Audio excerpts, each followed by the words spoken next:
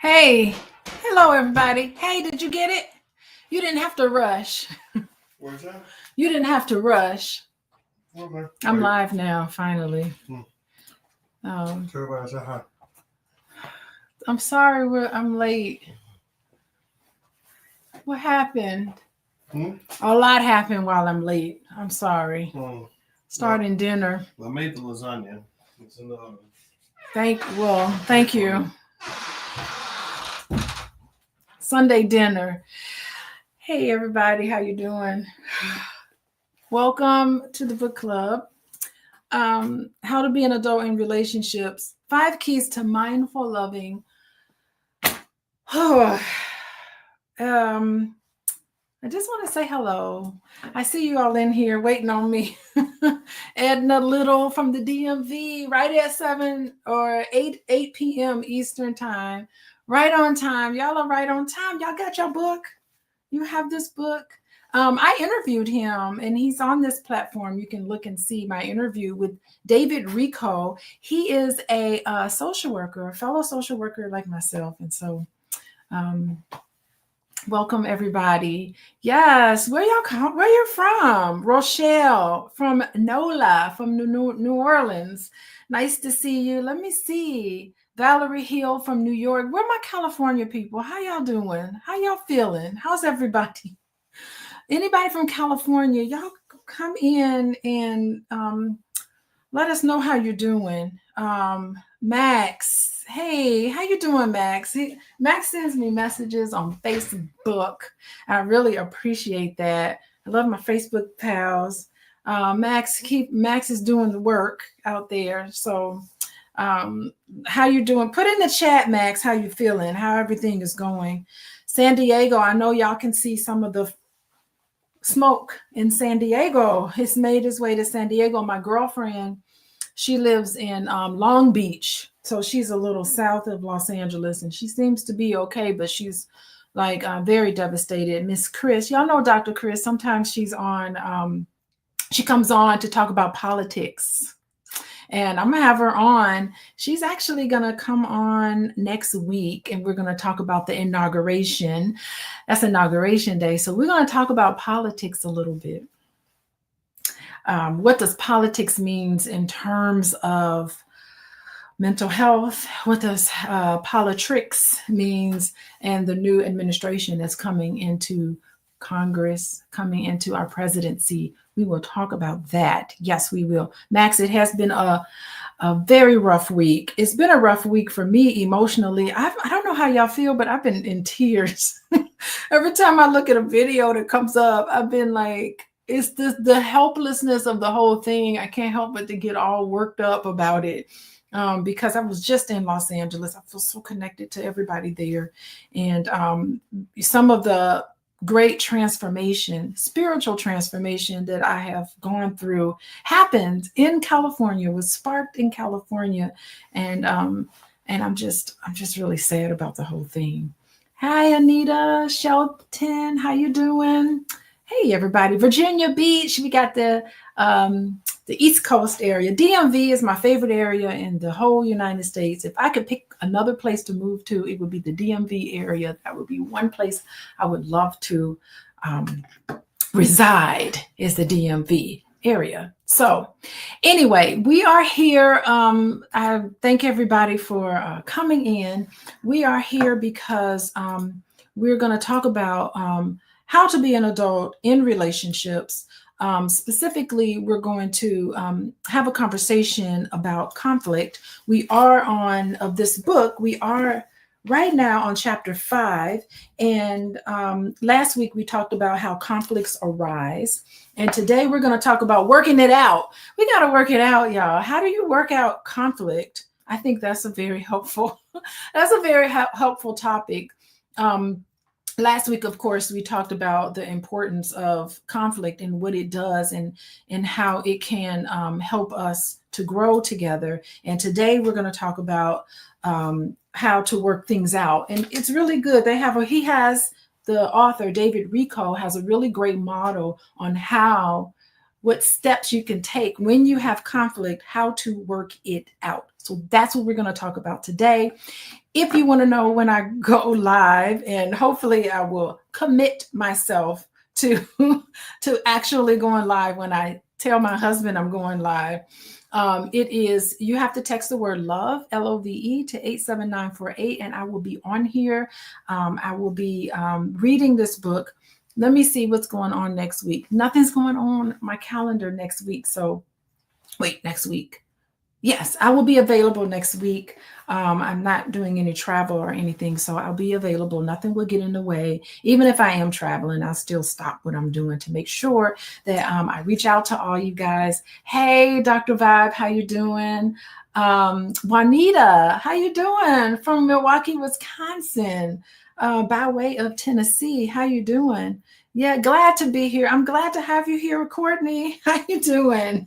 Oh, I appreciate the kind words. If you feel like this has been helpful, hit the like button and share it with your friends, share it with your significant other, so that the both of you can figure out ways to get over the inevitable conflicts that you will have in your relationships. Hi, Rhonda.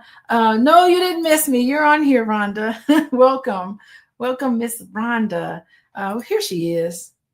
Yeah, a lot of people from New Orleans. How y'all doing?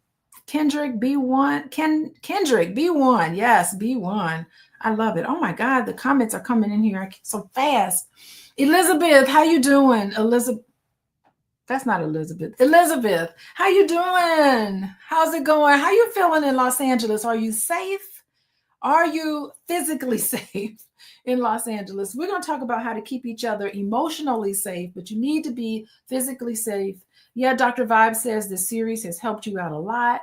I'm reading the book. It's one thing to read the book, but it's another thing to be in a book club where you can kind of digest bits and pieces of this text. And it's really an excellently written book. So I hope, Melissa, yes, Elizabeth is safe, and I hope you remain safe. I hope that we can help to build Los Angeles. It's like all of Los Angeles is going down in flames, unfortunately.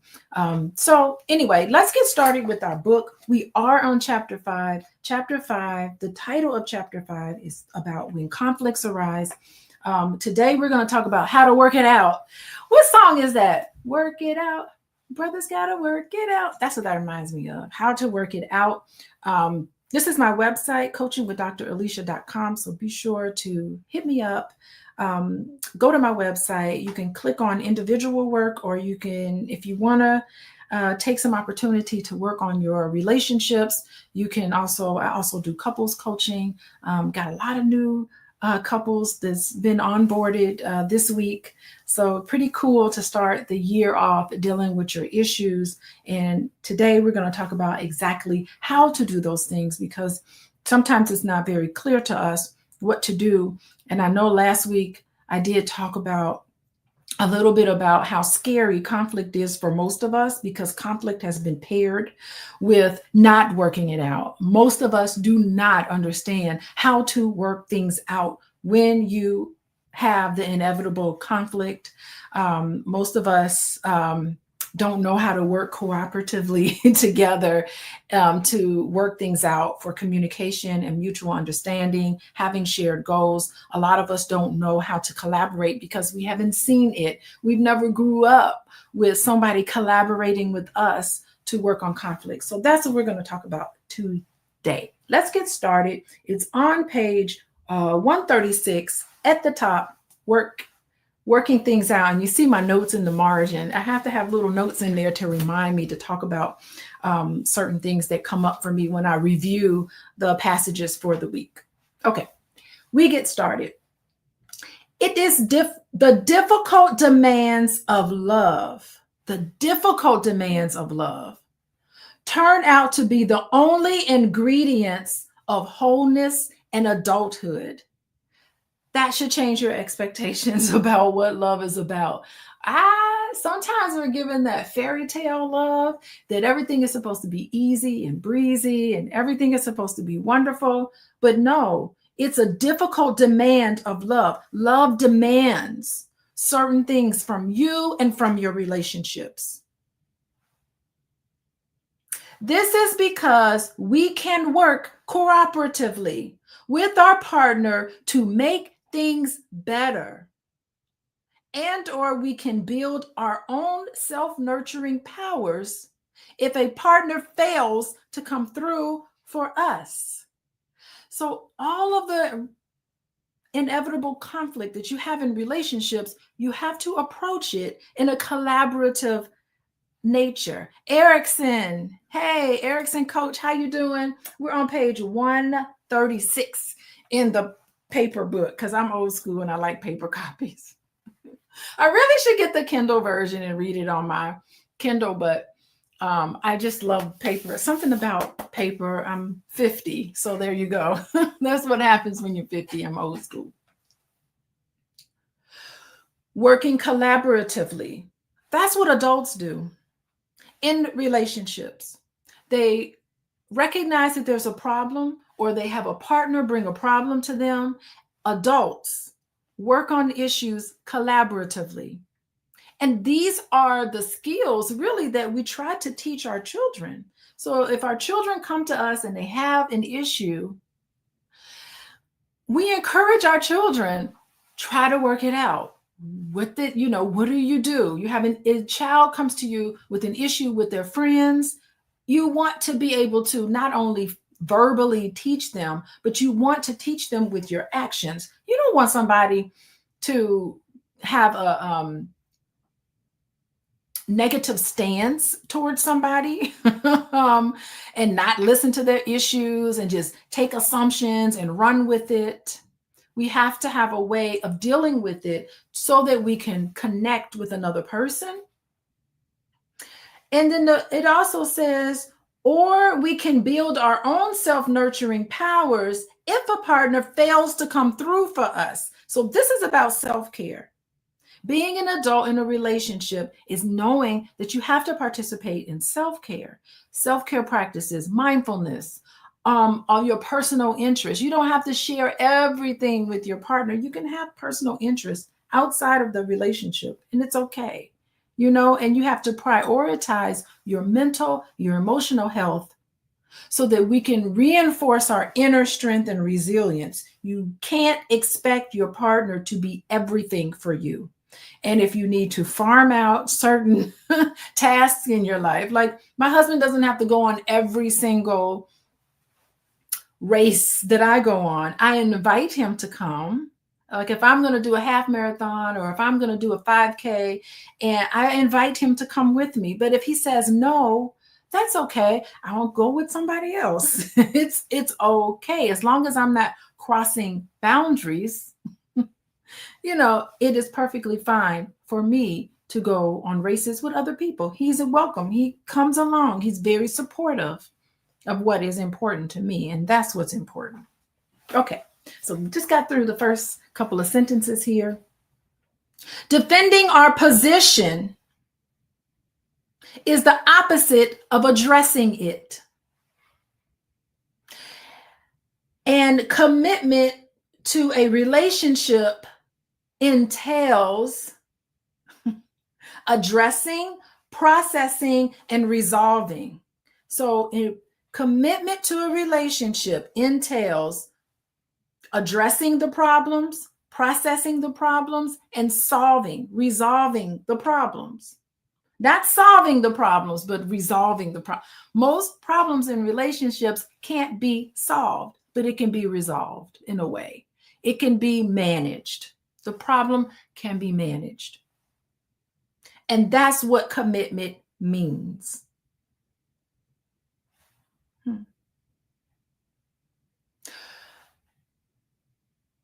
This is how we addressing, processing, and resolving our personal and mutual issues. Regarding conflicts, addressing means allowing ourselves to see what is happening in us and in the relationship, what our triggers and reactions are, what we need to look at and explore rather than deny or cover up. That's defensiveness. It's a nice way of saying being defensive. Having a defensive stand, defending your position does not work in relationships. But addressing it, processing it, and resolving it helps. Processing refers to showing our feelings about the conflict. How do you feel about what's going on? Showing our feelings about the conflict, noticing its roots in our past, and genuinely opening to the feelings and childhood issues of the other person. Conflicts contain an underlying, often long-standing issue, unaddressed, unprocessed, and unresolved. Addressing and processing reveal to us what the issue is. Healthy adults love finding out what and where their issues are. And they want to ferret out every one and take responsibility for all of them. Taking responsibility for all of them, seeing your part in that and not pointing the finger at another person.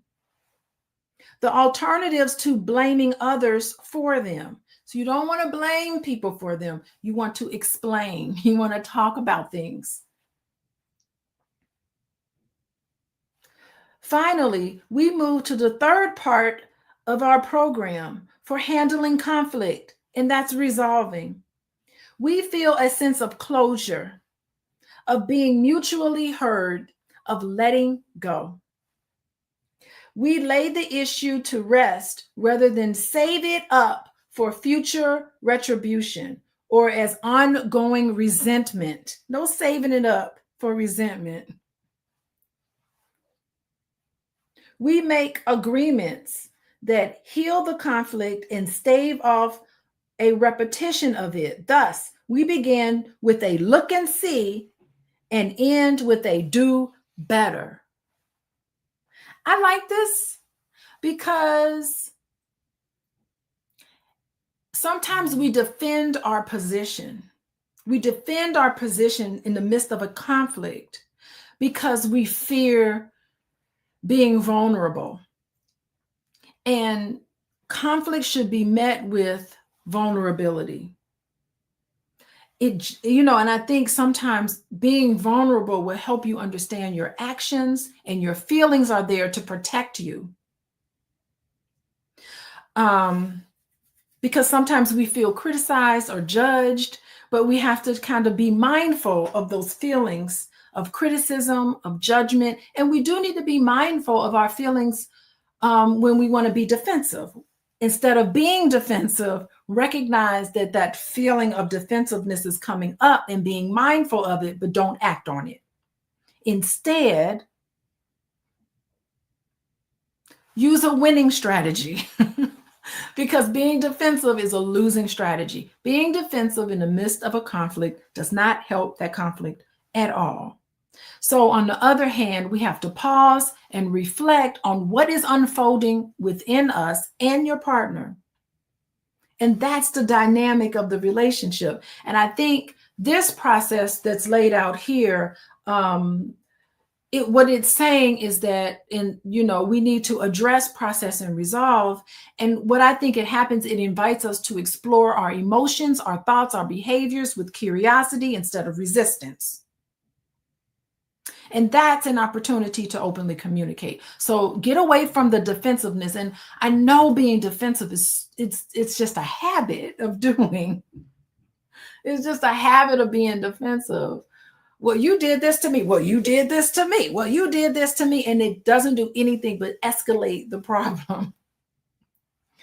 Oh my God. So you have to consciously tell yourself, I'm not going to get defensive. Instead, I'm going to listen to what this person has to say to me because I want to gain deeper insights and use it as an opportunity to grow together. And I think so that's what addressing the issue is. And Rhonda is saying, oh my gosh, she's saying connecting the heart to your partner's monumental to learning about the crux of what the issue might be. Yeah, and to do that, you have to be vulnerable instead of defensive.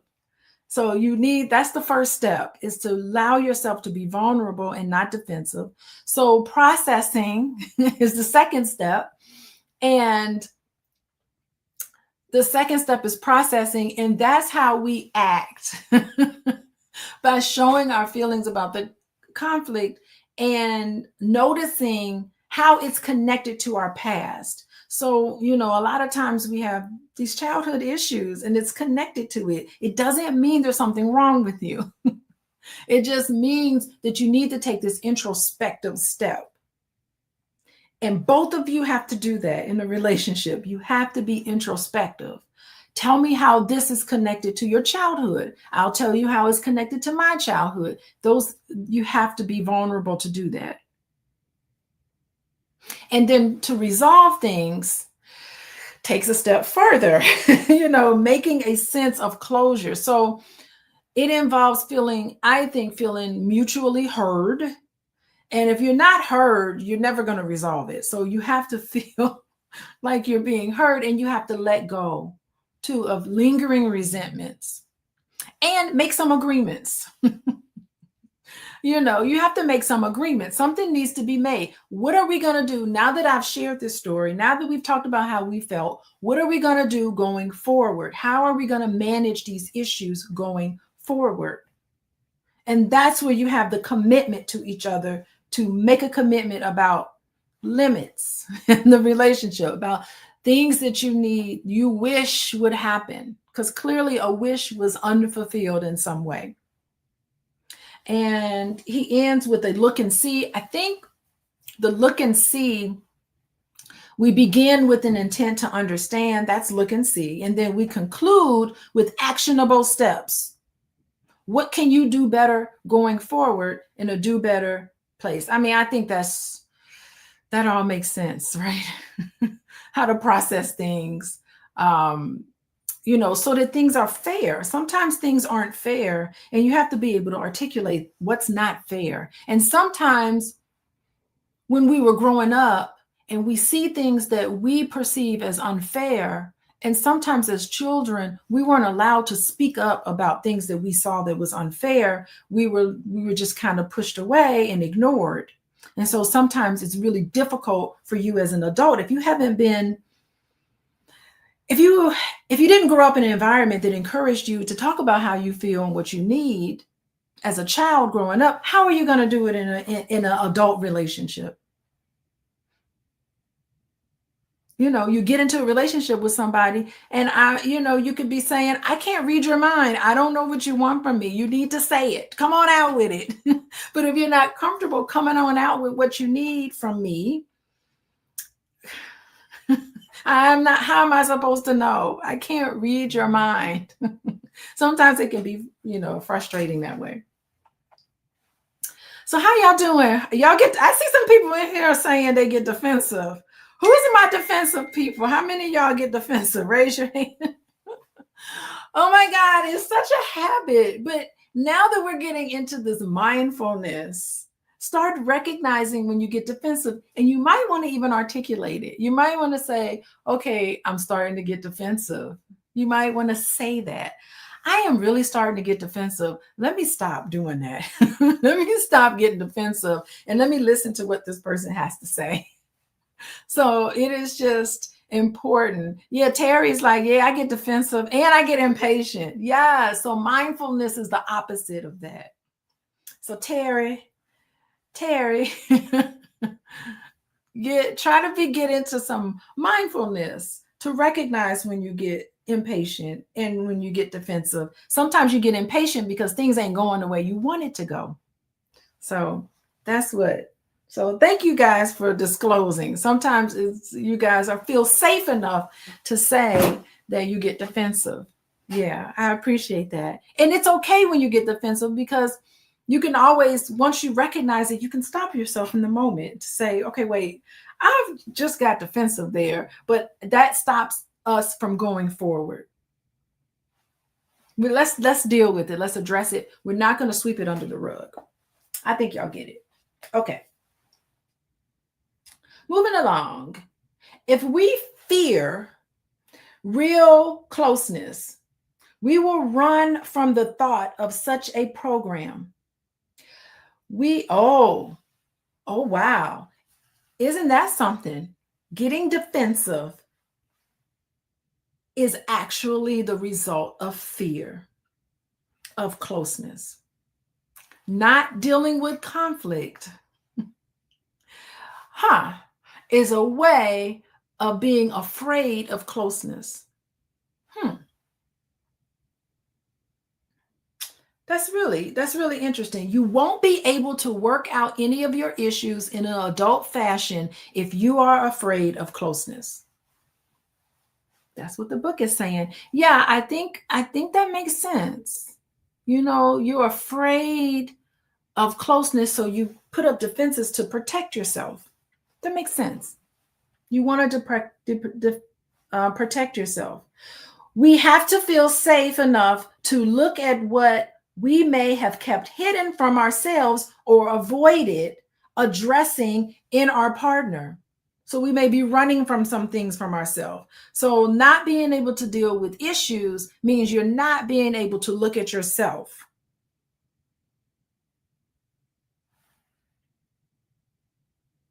You're too afraid of the vulnerability, and you're too afraid of the closeness. You can't have intimacy without vulnerability. Of course, most of us have the knack of not heeding what we know will require a difficult or painful response. Sometimes we ain't ready for that. But such denial can cost us our own sensitivity and vulnerability. And it can cost you the relationship, because if you're not willing to be vulnerable and if you continue to be defensive, you will lose the relationship. Your partner will see you coming and run the other way.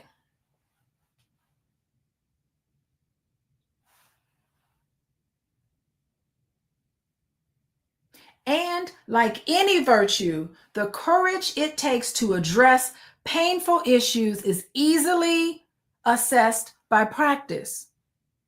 What follows shows how that can happen. What follows shows how that can happen. Let's listen. He goes with this scenario. A leaky faucet is not a tragedy to the whole household. A leaky faucet is not a tragedy to the householder with tools and skills. You know how to fix the leaky faucet? Then it's not a tragic situation. Our conflicts can have wonderful results for us if we show mutual respect. Yeah, that makes sense. And use tools that help us cooperate rather than strategies that show we're right. That's a losing strategy. When you want to have a strategy to be like, I'm right and you're wrong, that's a losing strategy. So those tools don't work, but you need to have a tool of cooperation. To work problems out cooperatively is to turn conflict into commitment. In fact, commitment is articulated in our willingness to handle obstacles rather than evade them, be stymied by them, or hold resentments because of them. So when you want to sweep stuff under the rug and you don't want to deal with things that are going on with you, you don't want to deal, you're running away from things, you're conflict avoidant,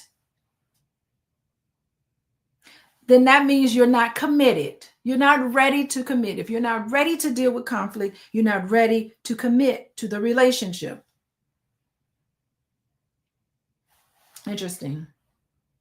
Working things out is one threshold on the heroic journey to intimacy, in that that's a painful challenge. But you don't need to suffer from them. You don't have to suffer from that challenge. Working things out means commitment. So if you're in a relationship with somebody and they never want to talk about the problems going on in that relationship, then they don't like you. They ain't committed to you. And as a matter of fact, they don't like you, and it has nothing to do with you. It has to do with their fear of vulnerability. So if you're in a relationship with somebody and every time you bring an issue to them, they want to have a meltdown, they're not ready to be in a relationship. You sometimes can find someone else who's mature enough to work on problems, mature enough to work things out. And if you're in a relationship with somebody who's not willing to work things out, they're not committed to you. I know if a man loves me, ladies, you want to know if a man loves you? He's willing to hear you out. He's willing to listen to what bothers you, what ails you, what all of this stuff. He's willing to say, let me stop. Let me listen to what the lady got to say. That means he loves you. He's committed to you. A man that don't like you, as soon as you start complaining, he ain't answering your phone calls no more. I get it now. I don't even know if men are conscious that they're doing this, but I really get it. That's how I knew my husband loved me. I came to him with some issues. As much as he was bothered by it, the whole thing, he was kind of like, okay, what do you got to say? That was enough for me. I'd be like, boys, I need to talk to you about something that bothers me. He'll be like, okay, what's on your mind? Because he's committed to me. And if a man don't like you, he don't want to hear what you got to say. And he know he messed up. Usually some of these men out here, I don't know why I'm ranting about men, because women do this too, but I'm a woman and I'm going to talk about what we go through. I've seen this happen a lot. And I don't know like how to be like a good friend without saying, girl, he don't like you. You know what I mean? As soon as a man, like, he'll put up with all of that. He just put up with, you know, he wants to please you. He wants to work it out. He wants to try to figure out what's going on. Men in particular, when they're serious about a relationship and when they're serious with you, they will be graceful, you know. That's what I think. It didn't say it in the book, but that's what I think is going on in particular, for men in particular, because sometimes women, we just naturally want to talk it out. Okay. It's a painful challenge that leads to change. And part of that is working things out. It's a painful challenge that leads to change. When we have successfully crossed the threshold, we transform a hurdle into a bridge. It's not a hurdle that we have to get up over. It's a bridge where we can go over much easily. The energy once tied up in ego competition now fuels responsible adult behavior. We say, I can negotiate with you and we can grow closer through our struggles. Our love is not about being lovey-dovey. That's part of it, but not about that. It is about an adult commitment to deal directly with our feelings and concerns. Our love is not about lovey-dovey, but it's about an adult commitment to dealing directly with our feelings and concerns. Most of us have a hard time being with each other, yet love involves a choice to keep working things out. That's a choice you make. Love is not lovey-dovey. Love is making the choice to work things out. And to do that, according to this book, you have to do 3 steps. You have to address it, you have to process it, and you have to come up with changed actions resolving it. That's what it takes to be an adult in relationships in the midst of conflict. When we refuse to do that, or we do it only reluctantly, we do not really love anymore. When you reluctantly, half-ass, work on problems, when you say you're going to change and you never do, that person does not love you.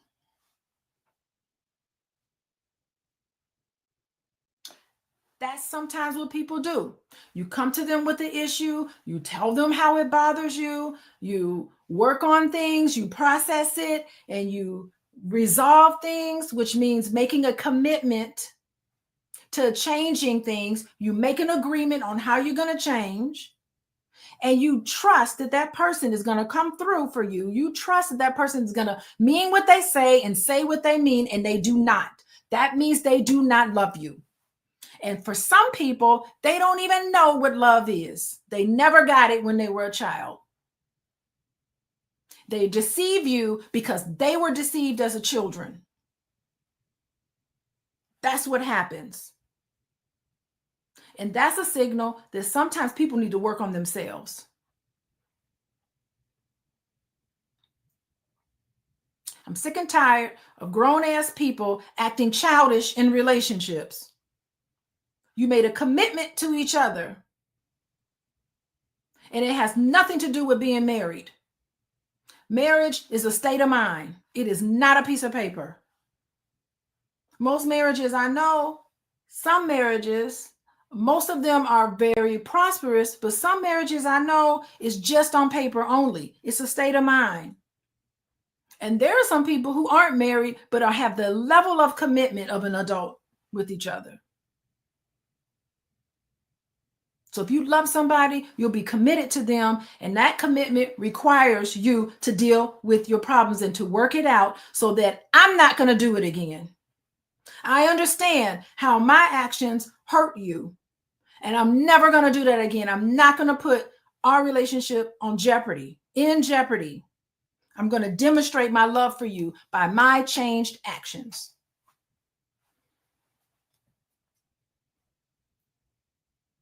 We may still feel a bond of sentiment or history or obligation, but that is not love. How about that? Just being in a relationship with somebody because you're obligated to do these things. Being in a relationship because we have a long history. Being in a relationship only because it's sentimental. That is not love. Nor will it be enough for a happy, effective relating. Not enough. It's making a choice to work on problems. How y'all doing? How's everybody doing? Let me bring it down a little bit. I like this book. I don't know how y'all feel. Text love to 87948 if you want to know the next time I go live. Hopefully I'll be committed enough to start on time. Sorry I was late, everybody. I'm trying to cook Sunday dinner. I solicited my husband, who he finished up the dinner. So I don't know. I hope it turns out okay. I trust that he followed the steps and put the dish in the, we made lasagna. So hopefully he put the lasagna in the oven. And it's cooking now, and we can eat it when we're done. So anywho, let's go back. I'm on page 137 of this book. People who are just joining, here's the book, How to Be an Adult in Relationships. It's the 5 Keys to Mindful Loving. Y'all know the 5 Keys to Mindful Loving? Oh my God, I feel like I talk about it every week. The 5 Keys to Mindful Loving. Let's see. They are attention. They are allowing. The 5 keys is attention, appreciation, acceptance, affection, and allowance. And those are the 5 keys to mindful loving. You got to go back to the old recordings to get a breakdown of what that is. But those are the 5 keys. And I think we need to incorporate this. Y'all got to understand a lot of this mindfulness, although a really nice and very informed white boy wrote about this, and he is amazing. David Rico, he is really amazing. A lot of this stuff is African science that got taken away from us through the colonization process when they brought their guns and their Bibles. Peace, everybody. And really ripped us from who and what we are, the concepts of mindfulness. A lot of the concepts, not all, but a lot of the concepts started with us. And so this is us reconnecting with our science, how to be mindful. So I want to take this opportunity to really talk about this, and to get us reconnected to who and what we are and what we can be. We got damaged. Most of us were damaged in slavery, and we were damaged with the continuance of all of the things y'all know about that happens. It has damaged us, and we need to repair ourselves and get back to the wonderfulness of who and what we are, and to deal with our stuff. So we are dealing with our stuff today on a Sunday. So I'm on page 137, and we're talking about how to work things out. Brother's gonna work it out. I feel like that song. Anyway, okay, here we go. What makes relationships so perplexing is that they are not based on logical discoursive thought, but on ambiguous and confusing feelings and needs that elude the mind and stagger the heart. So it's a tough thing. Love works automatically at times, but mostly it works because we work on it. Love works because we work on it. We can easily locate what has been worked on. Whatever does not work requires work. So if something's not working, it requires work to fix it. Yeah, I agree with that. Since every adult has things to work on, refusal to work is the equivalence of reluctance to relate as an adult. Wow. So your job as an adult is to recognize the fact that you have work to do. And refusing to work on yourself means childishness. You're not being an adult because you're not working on yourself. So working on yourself and not working on yourself is refusal to be an adult. And if a reasonable amount of work has been done and no change has resulted, if a reasonable amount of work, so if you're working out your issues with your partner and no change happens, the relationship is ready to be released.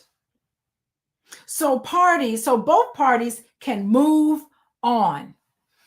I get that question a lot. How do I know it's time to move on? When the person you're with refuses to work on themselves and the relationship. It takes two. Why would you be committed to somebody who's not committed to you? And if you are lending your commitment to someone who's not willing to work it out, you need to look at yourself and find out, what am I trying to get from this person? You can't get blood from a turnip.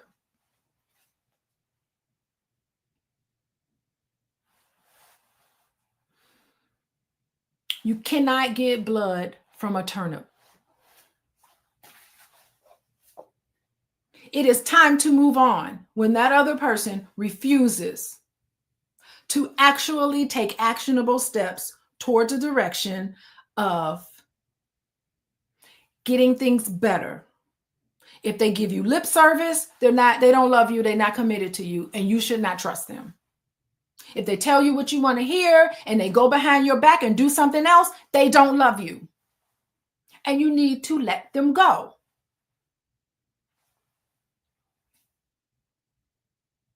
I get it.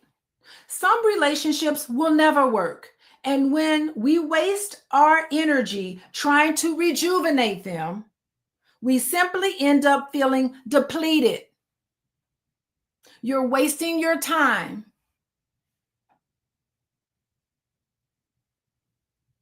You're wasting your time being in a relationship where there's no commitment. They don't want you anyway. Why would you want to be with somebody that doesn't want you? If you do, then you need to think about that.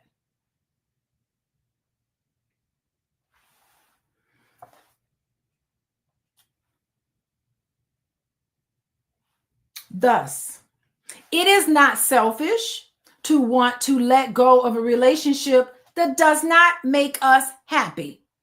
Not selfish. The purpose of relating is not to endure pain and suffering. I added the suffering part. Your job in a relationship is not to continuously be hurt by somebody.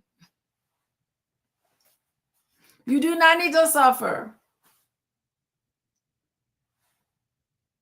Although pain is a part of every human life, our challenge as adults is to live through it and move past it. Why are we still talking about this? Didn't we make a decision a long time ago about how we were going to change and make it better? Why are you still deceiving? Why are you still doing these things? We've already talked about how it doesn't work. We've already processed it. We already came up with actionable steps. I trusted that you would take them, and you did not. So why be in a relationship with someone who does not love you?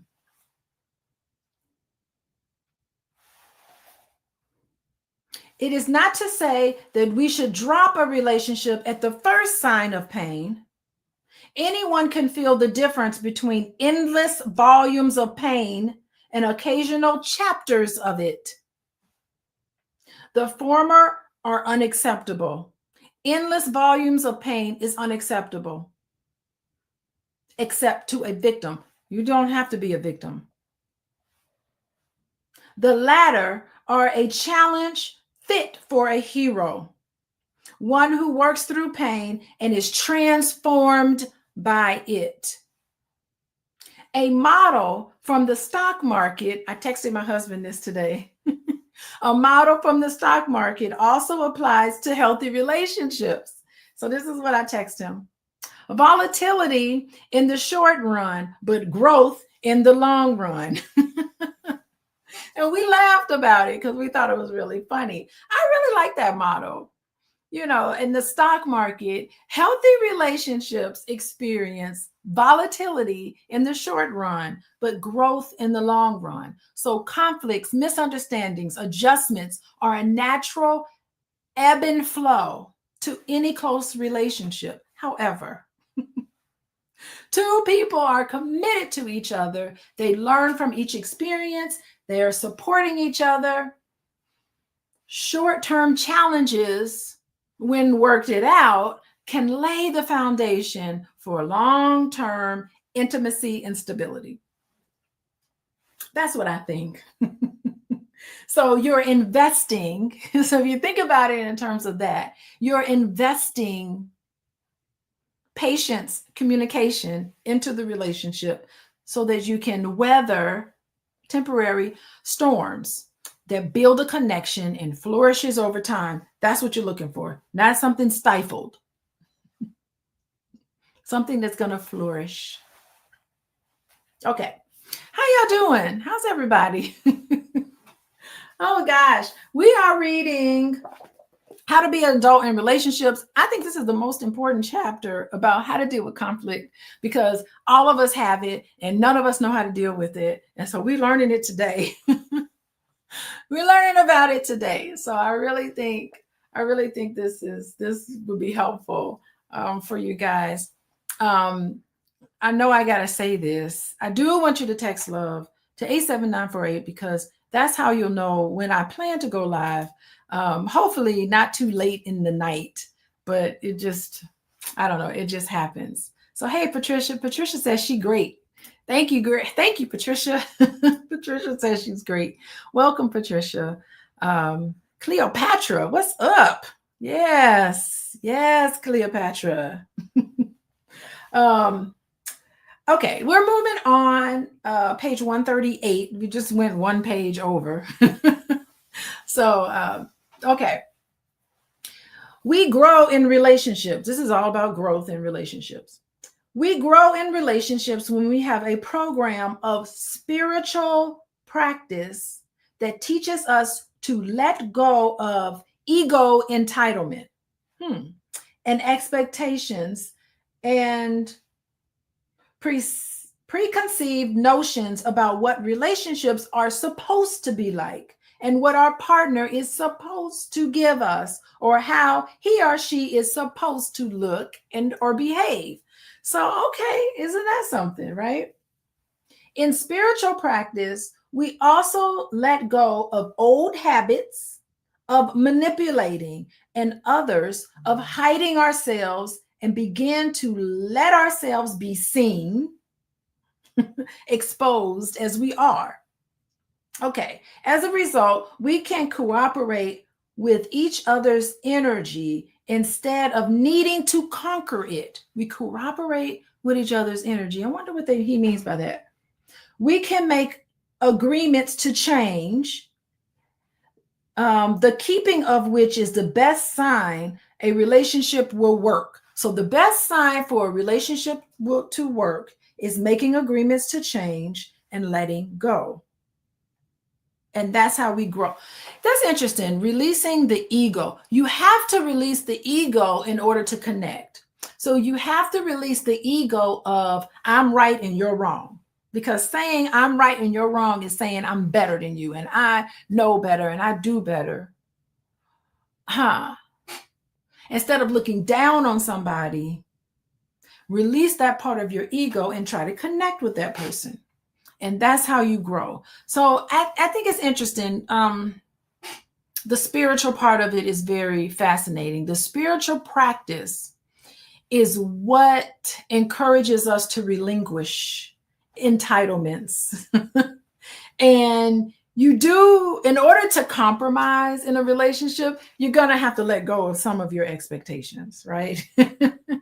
About what a relationship's supposed to look like. The two of you got to be on the same page about how you want your relationship to look. And part of that, you have to let go of your ego to do that. And that's how you become flexible. So I think what he's saying is that we need to be flexible, and to do that, we have to let go of the ego. That's a spiritual practice. Nothing's more spiritual than letting go of material things in particular. I'm going to talk about that tomorrow on Mental Health Monday. Y'all text love to 87948 and you'll get a notice text to you a bunch of other things. But one of the things you'll find out when I go live tomorrow, y'all know Cinda Williams from Mo Better Blues. Da, da, da, da, da.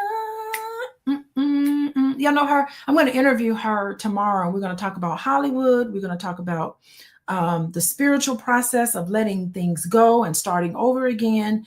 And I don't know if we're ready to kind of process the fires in California and get into a spiritual practice. I don't know if we're ready because it's still happening. In the midst of danger, you don't want to get spiritual. You want to get to safety.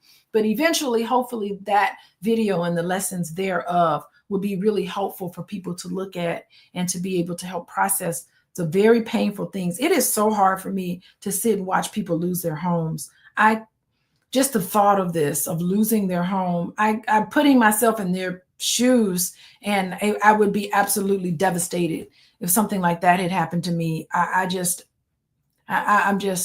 overwhelmed with that whole thing. So anyway, we're going to talk about spiritual practices tomorrow. But for today, I think we need to stop hiding behind a facade and allow ourselves to be vulnerable. Who said it? Someone says that. Yes, Patricia said it. Spiritual is being vulnerable and open to be taught things within yourself and thoughts and perspectives. Yes, that's exactly what it is. Another person wrote something else in here about spirituality. I can't even find it. Okay, but that is so true. Absolutely true.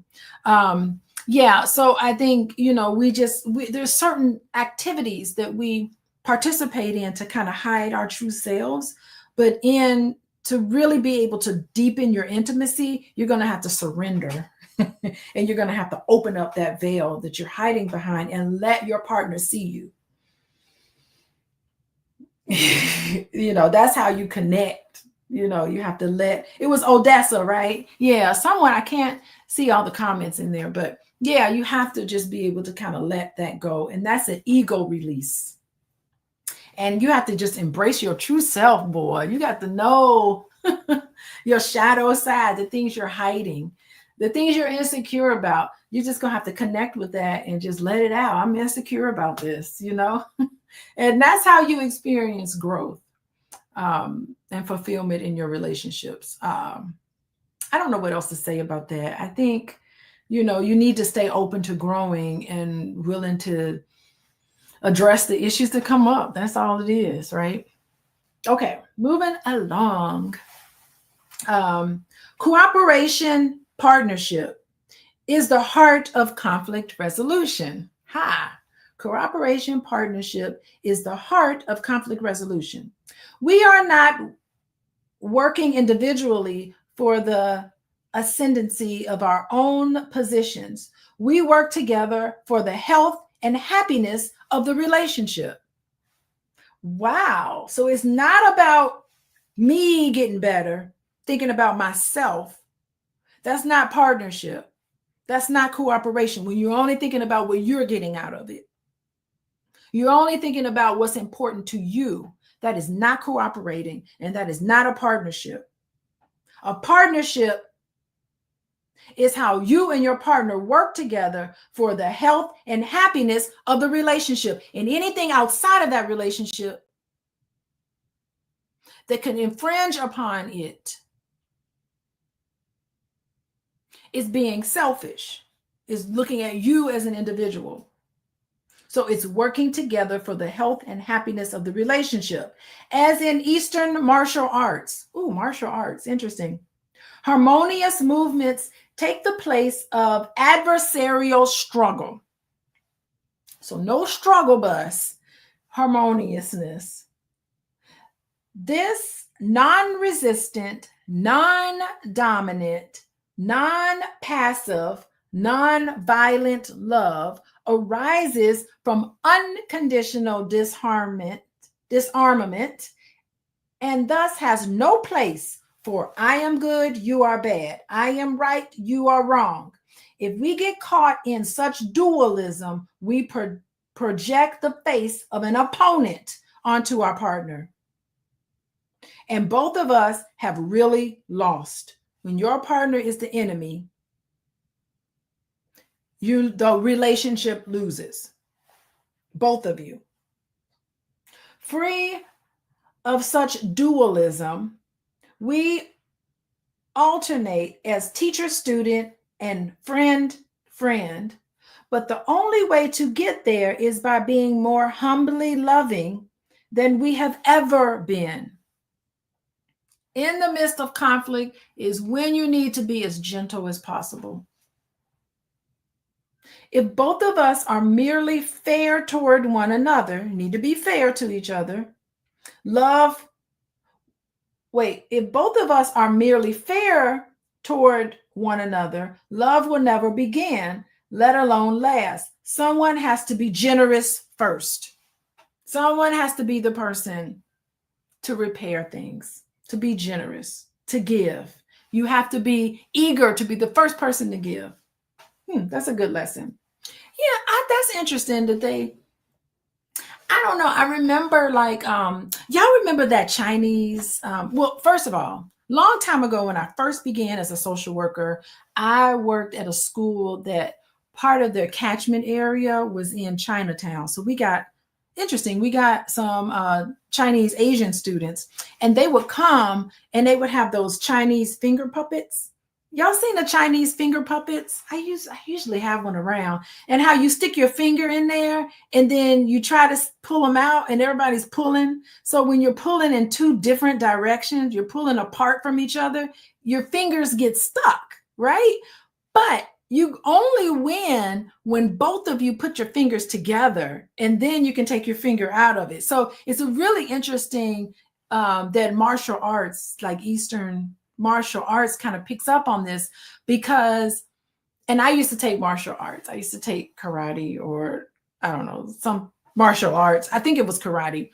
Some of us, I take martial arts. One thing that they teach you is that when somebody lunges towards you, the idea is not to push against them. The idea is to step aside and let them use their own weight to fall down, right? So you don't want to push against somebody. You always want to be a little more harmonious. If this person is taking, maybe you're giving. It's almost like this approach centers on a form of love that is non-resistant.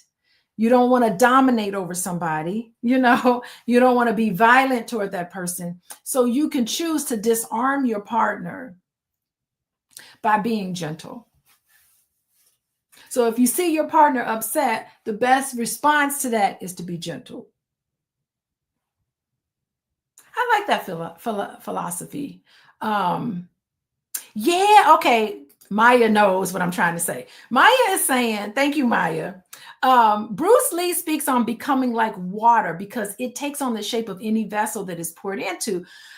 When I take on being open to developing a relationship, I'm open to being vulnerable with the partner who is also open to being vulnerable with me. Yes, you're taking on, you're allowing. And if it's just interesting because even water, if you see like water flowing and you put a big boulder in the middle if you put a big boulder in the middle of a stream, what's the water going to do? The water just goes around it. It doesn't stop and say, how dare you here stopping me? What it does, the water just kind of goes around the stream. So I really think that's really a cool philosophy of moving together, dancing together, resolving challenges collaboratively instead of competing against each other. And it's hard because if you grew up in a household where everybody was competing, you grew up in a household that's hostile, or it doesn't have to 100% be hostile. Like sometimes there can be pieces of calm and peacefulness, but there can be moments where things were kind of hostile and you're running against stuff. It can be difficult. All right. Let's see. Okay, where are we? I'm talking about martial arts. Okay, I'm on the bottom of page 138. Okay, so what does it say? This may seem like giving in. Oh my God. This may seem like giving in. Oh, being gentle when your partner is upset sometimes may seem like giving in. Having the Bruce Lee mindfulness. Hey, how did it turn out? Is it done? Well, Taylor put a note on the stove and she said, I smelled food burning, so I took it out. So it was a little burnt, but it's delicious. The food's a little, did you put? Mm-hmm. Can they see? Are they there? Are they there? Hey, everybody. I made lasagna. I'm proud I never made lasagna before. Now you know how to make it. So it's not burnt? I mean, the top a little bit, but. Did you put aluminum foil over it? I forgot about that part. That's why it's burnt. You got to put aluminum foil over it. But that's okay. It's still good. Is it good? Okay, thank you. Sorry about that. Sunday dinner in the middle. Okay, let's keep going. Okay. It may feel like giving in, but strength does not always mean assertiveness. An adult finds the balance between asserting her autonomy and acknowledging her interdependence with others. Consider Margot. Okay, so he's going into this scenario. Consider Margot, for example. She is married to Evan, a loving man, but one who construes any no as rejection. This intimidated her in the first years of their marriage, when she was always conciliatory and walked on eggshells. But as Margot did the work of becoming an adult, she grew stronger. She felt compassion from Evan with his fear and his automatic defensiveness. Okay, she became compassionate with his fear and automatic defensiveness.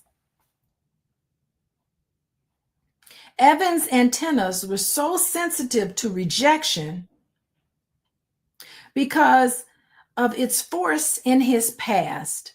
So he had some past painful memory of being rejected. And so every time he's in this relationship with Margot, any no felt like a catastrophe. It felt like complete rejection. Okay. So because Evan's antennas were so sensitive to rejection because of its force in its past, that he could not help but to find it everywhere. He found rejection everywhere. She realized that it would help him if she were careful about how she phrased things. So she's taking that information and she's changing her words. She's careful with her words because she didn't want to come across as hurtful to her husband by rejecting him. Formerly, Margot was critical of Evan's sloppiness, using accusatory you statements. You always make a mess and you never clean it up. To which he bristled and exploded. She now uses I statements that report her personal reactions to his habits. I feel hurt when you make a mess in our home because it makes me feel like I don't matter to you. Evan gets the message without feeling scolded. In such a context, a holding environment, shifts in behavior happen more easily. Processing her own fear in the light of this, she stopped tiptoeing around him. She picked up on his wavelength. Now she can accommodate his fear without having to pander to them or feel diminished by them herself. So she was able to change how she communicated with him so she can get her own needs met by asking for what she needed from him in a way that didn't offend him. This is a tough thing to get over, right? This happened because Margot was letting go of her ego and letting love in. She was behaving in a way that was more loving to him, having noticed that just the right partner can come along at just the right time so she could do her work. That is becoming a more understanding adult. Understanding. And she has to approach it that way. She can't approach it and say, Evan, what's wrong with you? You're so damaged. No, she's being compassionate about him and his struggles and his issues with rejection. Rejection is horrible. I think rejection is the worst feeling in the world. Margot and Evan made changes fairly quickly in the relationship. One person may be ready to deal with an issue as soon as it comes up. Another waits a while in order to incubate a response. Yeah, you need to know that about your partner. They need time to process things internally first before they can talk about it. Some people do need that. And some people want to address it right away. So you got to give each other that. You have to give each other that. We need to respect each other's unique timing and not take personally if another partner does not respond as quick as desired. It is like the speed at which a phone message we leave on an answering machine is returned. It does not reflect how much the recipient of the message respects us. So just because somebody returns your message right away doesn't mean that that person respects you more than someone who took a few days to return the message. It is entirely about his own timing. One person calls back the minute they get a message, another person a day or more. It is all about personal style and not a question of insulting or respecting us. Indeed, a slow response may actually be a good sign, a sign of slow, deliberate processing. In great drama, each event is processed, while in soap operas, nothing is processed. They don't process anything in soap operas. Shakespeare's colloquies process the action that has just occurred. In melodramas, events simply pile on top of each other without closure, resolution, or transformation. Oh, Lord. So what y'all say? Maya is weighing in on this. Maya is is analyzing Evan. Sounds like Evan needs to heal from those historical wounds. Yeah, but you can You can't change your past. You can let the other person respond to you in a way that's a little different so that you can. This scenario is weighted because Margot had to be intentional on how she communicated her observations. Yeah, I think it's important to adjust. She gave up the ego and adjusted. She didn't say, I ain't changing. You just need to get over it. You don't treat somebody like that you love. Margot is demonstrating love to her husband. Sounds like pouring out grace with the setting aside of one's egos. Grace is definitely an intentional act of love. Yeah, it is. It is intentional act of love. Yes, most men need things written down, time to read and internalize it. Yeah, a lot of men do. You're right about that, Patricia. Patricia knows. A lot of men, and some women do that too, but mostly men. I would agree with that. Okay. We all need time to be transformed. Processing experience means we bring consciousness to it. Okay, so to process an experience means we can't squish it away, we can't deny it, we can't bury it, we can't suppress it. That means that we have to be conscious of it. Bring it up to our conscious mind, recognizing it. Without it, life becomes a series of episodes, one after the other, with no movement through them toward new insights and growth.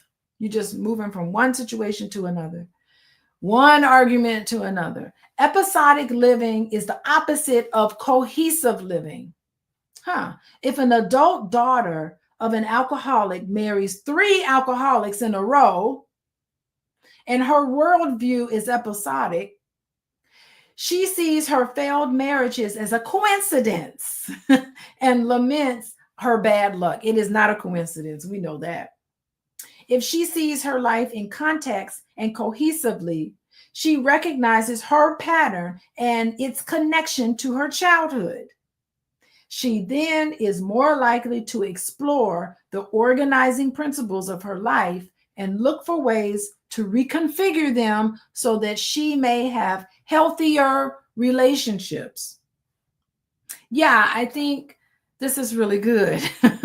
You have to process some of these experiences that you have and intentionally look at the underlying emotions. And I think without this mindfulness, all of these disconnected episodes can occur and you're not able to pull it together. I think that's why journaling is important. Sometimes when we journal, you start making connections. So I think that's important.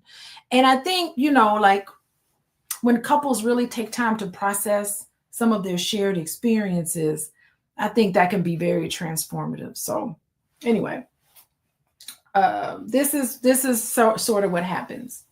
Okay, to redeem our past experience, we need to see ourselves and our story in its context and with continuity. To see our story this way is to see where we need work. In attempting to establish intimacy while personal issues remain to be cleared up, when you establish intimacy and you still have personal issues that need to be cleared up, it's like attempting to construct a seaworthy vessel while at sea. First, we have to make an individual commitment to address, process, and handle our own log jams and our own demons. Some of us have personal issues so deep that we may require many years of working on ourselves before we can relate intimately to someone else.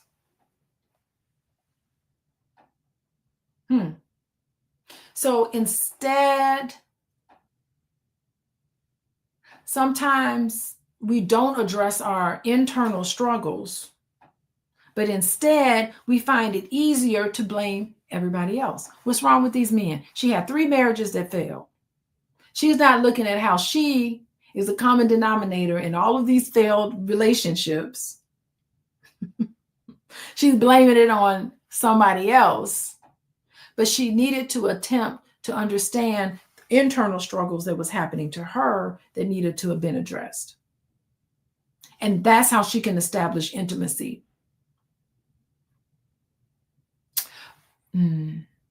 But if you try to establish intimacy and move on to all of these different relationships, one person after another, without processing it, your personal issues remain unresolved. What's going to happen to you?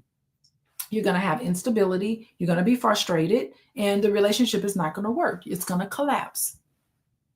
So for a relationship to flourish, you have to be committed to do the work on identifying and addressing your own unresolved emotional struggles. That's both of you in relationships.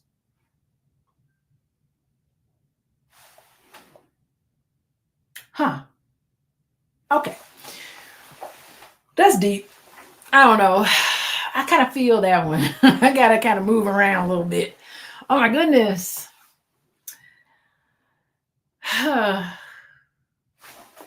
We are reading How to Be an Adult in Relationships. In order to be an adult in relationships, part of what we're learning today is you got to deal with your stuff. And you have to deal with it in a way that's mindful, not childish. And you have to draw the connections. Thank you. Who said that? Lord, was I not thinking about J-Lo? Oh my God. Jenny from the block got some issues. There's a whole thread. I'm a social worker and I have a Facebook group. There's an entire thread where we just break down Jennifer Lopez on that thread. We're like talking about all her attachment issues and all her problems. Let me tell you, we in the therapist world, we're looking at J-Lo like, oh my goodness. Yeah. But at the same time, you don't need to have shame connected to multiple relationships that don't work out. So I don't want to put shame to it. I just want to put, she got some stuff to work on. She really has some stuff to work on. Hopefully this relationship will help her to look at some of that, because it'll also, if she looks at some, and all of us, but if you look at some of those things, it will help you in your career. Like it'll help you be a better employee. It will be, it just helps you become a better person in general when you look at these things in your relationships. Lord. Okay. Moving on. Okay. We're on page 140, How to Be an Adult in Relationships. And let's see. We're on page 140. Let's read on. A commitment to processing also means a commitment to stop making unilateral and preemptory decisions. Instead, each person shares his or her feelings about how the relationship is going. Everybody shares their feelings about how the relationship is going. Each declares what feels good and not so good. So you want to talk about things you love and things you don't love so much. What works and what may need changing. What it feels like to be in a particular situation and how things can get done differently so that both partners are happier. What needs to get done differently so both partners are happier? Not dismissing the other person, but understanding what needs to change. When something feels good all over, head, heart, and gut, it usually means that a need has been truly fulfilled.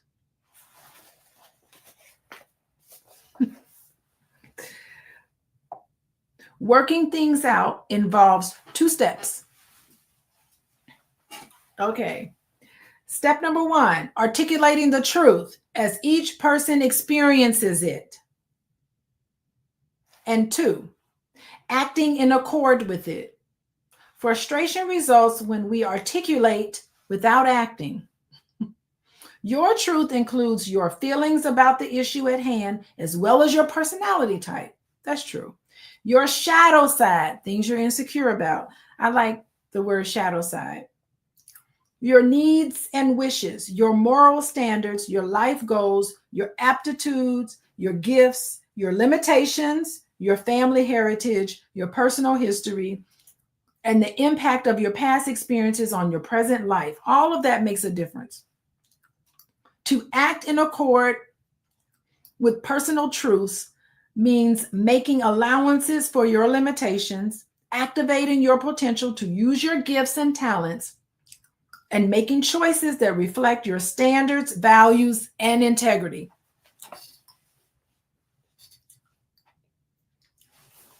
Excellent. That's very straightforward, I think. Processing leads to resolution.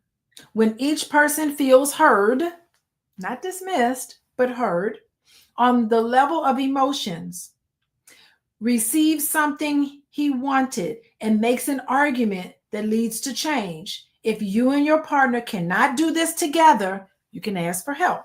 Come see me or anybody you feel comfortable with.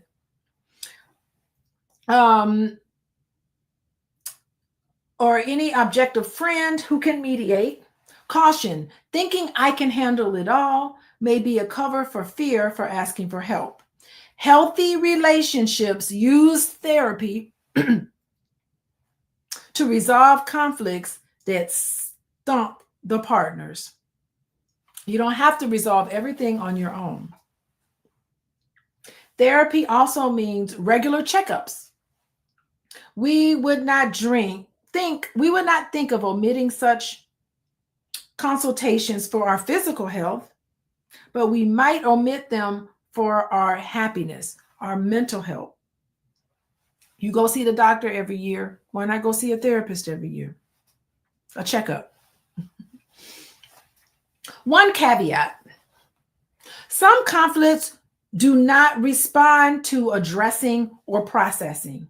Some conflicts are not going to respond to addressing it or processing it. Only time and grace can heal them. Similarly, heroic journeys often begin with a situation that has no solution. Such difficult situations are meant to deflate the ego's belief that it can resolve all life's problems by its own willpower. Such difficult situations are meant to deflate the ego's belief that it can resolve all life problems by its own willpower and without relying on grace. Without relying on grace. In all of us, there is something that does and something that lets. To become fully human, we need to honor both those inner powers. Wow. And the quote at the bottom says, "It was an unspoken pleasure that having ruined so much and repaired so little, we had endured." Oh my God.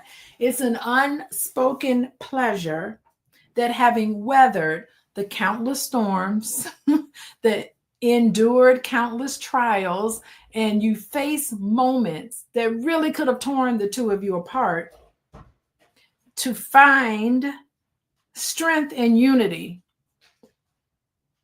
So this sort of sentiment is really interesting. Interesting. I think these words kind of underscore what resilience means, and the pride that can come from enduring hardships together, I don't know. Enduring in deep pain. Yeah, Patricia, I'm with you. But, it's not clear-cut thing about what to do. So anyway, we are going to end there. I want to thank everybody for joining me. We are reading I think the most important chapter in the whole book, which is chapter 5, When Conflicts Arise. We now know how to deal with them. How do we deal with it? When conflicts arise, we do 3 things. We have to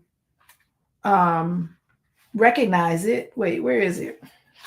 Let me make sure I say it correctly. We have to address it. We have to process it. And we have to come up with a way of resolving it. And so to recognize it, we're going to have to talk about how we feel. We're going to not be defensive.